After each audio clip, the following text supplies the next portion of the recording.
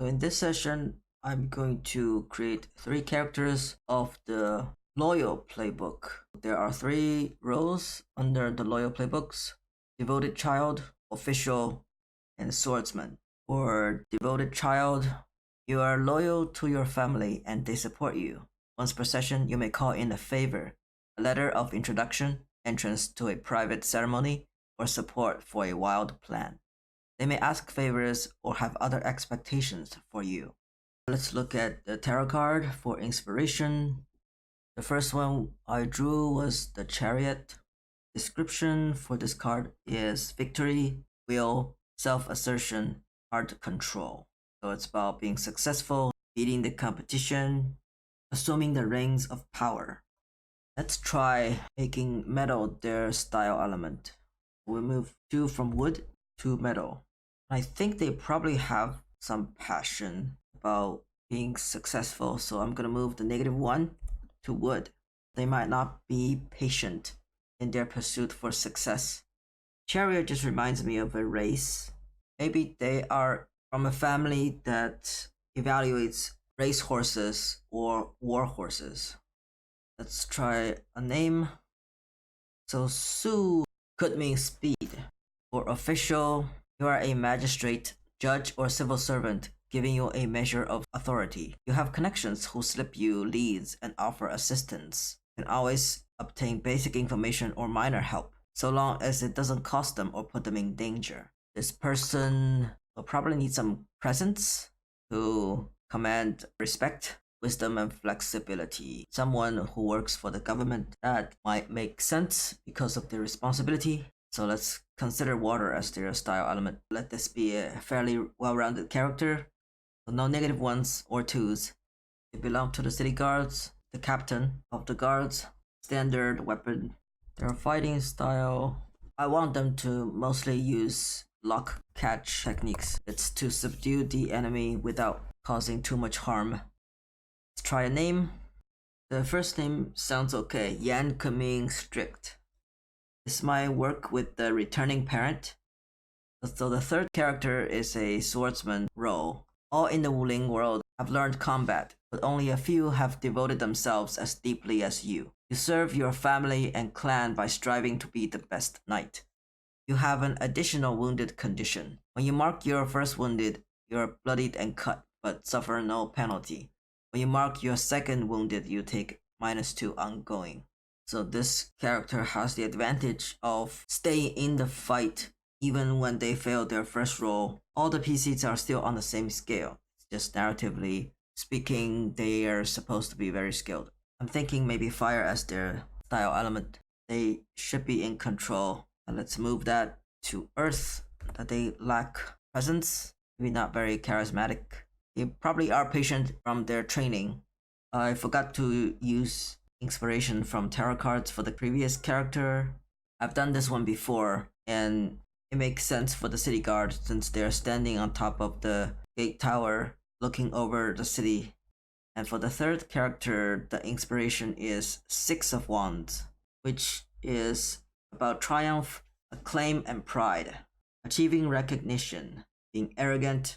And this person is riding on a horse, holding up a staff, the wand symbol with a wreath near the top of the staff, like a trophy. It could be related to the first character's horse riding career.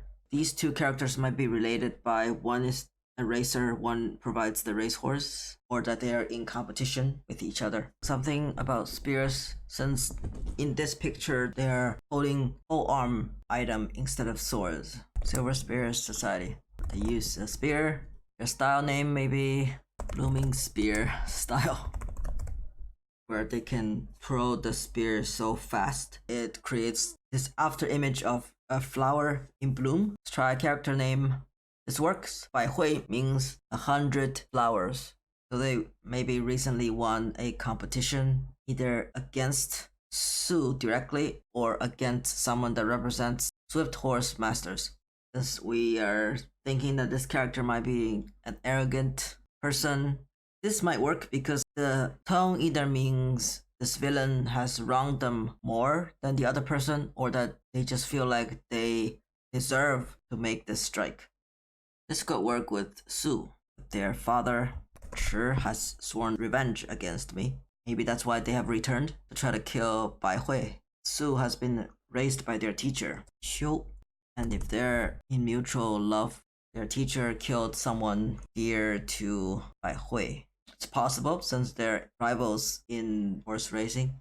This is a double vengeance tale. So Su's father wants to kill Baihui, and Baihui wants to kill Su's teacher. The blank will be an NPC. Yan is in love with someone who is already engaged to this older person, and they marry them to get close enough to assassinate them. Okay, let me figure out who Cuiying is with a tarot card. The Four of Wands.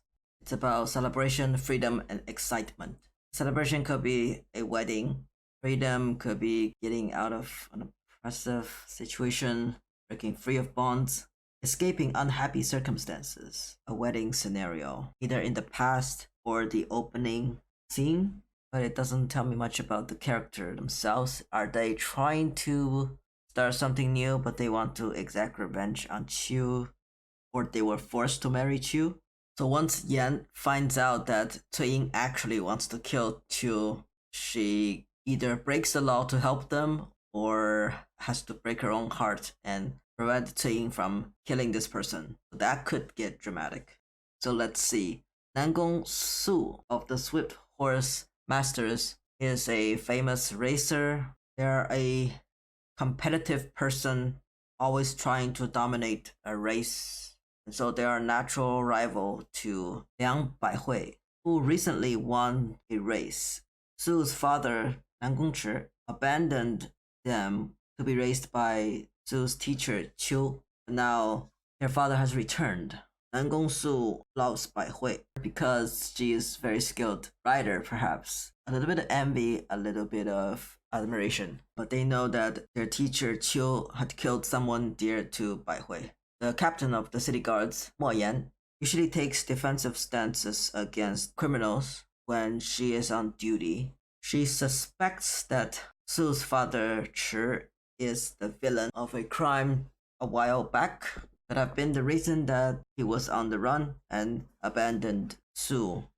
Mo Yan loves Cuiying, but they're engaged to Qiu, the teacher of Su, who Mo Yan respects. What they don't realize is Cuiying wants to exact revenge against Qiu. And the swordsman Liang Baihui knows that because she also wants to exact revenge against Qiu. And she is determined to be the one to make the killing strike.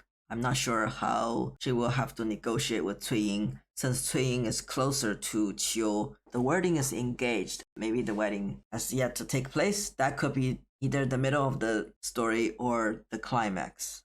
Liang Baihui loves Su, but the father, Nangon Chi, if only he knew that their child is in love with Baihui, would they still sworn revenge? So might be something else. Let me pull a card for Nangon Chi. The King of Wands. I've drawn this card before. About creative, inspiring, forceful, and charismatic. So they're the head of the household. They're going to get what they want. They want to win. Maybe it doesn't have to be such a bloody end. They just want to defeat the Silver Spear Society or defeat her in a race to win back his honor. As for what their villainy is, maybe it was a misunderstanding. Maybe it was all about Qiu being the big bad, and the father was just at the wrong place at the wrong time and ran away, became a fugitive, which raised more suspicion against him. A little court scene or detective work to figure that out. But the drama will be why Cuiying wants to kill Qiu. Is the person that's dear to Baihui related to Cuiying? So that will be the mystery for this story.